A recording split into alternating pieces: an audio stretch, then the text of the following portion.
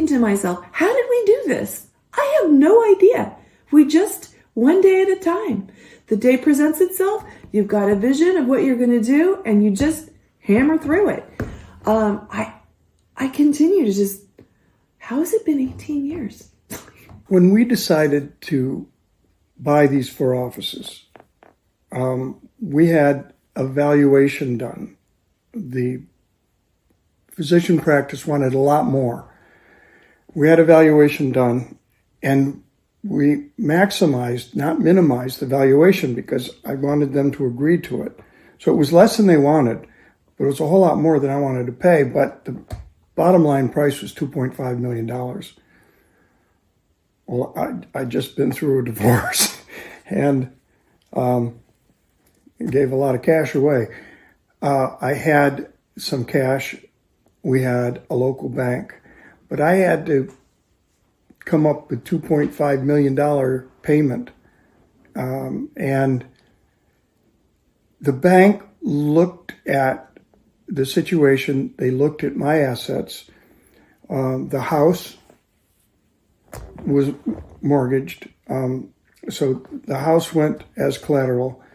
Everything went as collateral. And I was $650,000 short from what the bank would pay.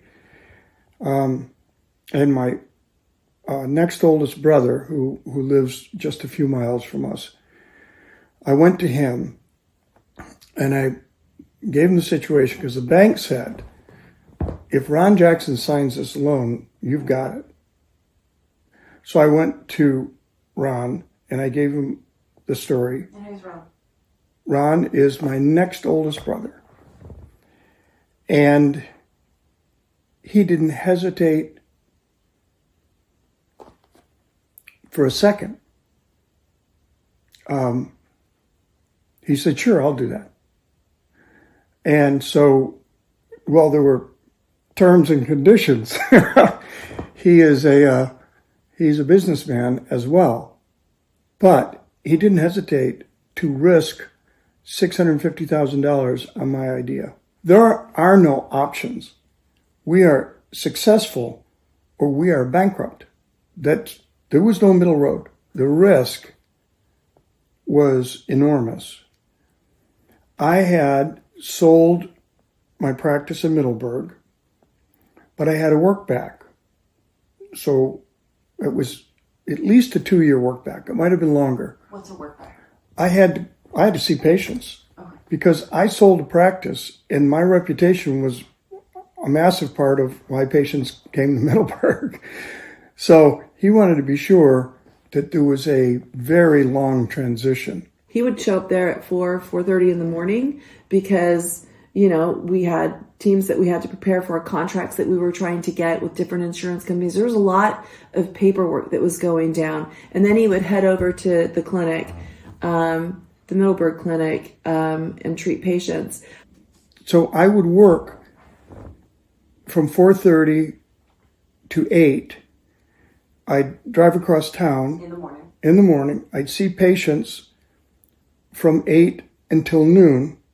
I would get the kids ready, get them off, get them dropped off to school, and 2 different schools because we had high schoolers and an elementary. So the kids are, 10 years apart in age. And so when I would get back at noon, the Daily Mail would be sitting on my desk. I opened the envelopes because I had to know how much money was coming in that day.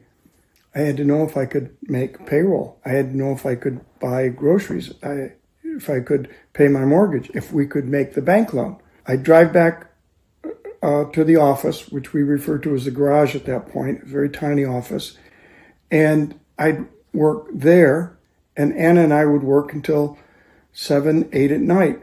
It was 5 years before we became financially stable. We talk about it as looking over the cliff. We stood on the edge of the cliff, looking into the abyss every day for 5 years. You have to stop and go, well, how bad is it? Right? What's the worst case scenario if I go that way? Right? And if you can stomach that, right? The worst case scenario, we started this practice, right? We put the home up, our retirement funds, everything went on the line. It's a pretty big risk. I mean, literally, it was success or bankruptcy. Day after day, week after week, year after year.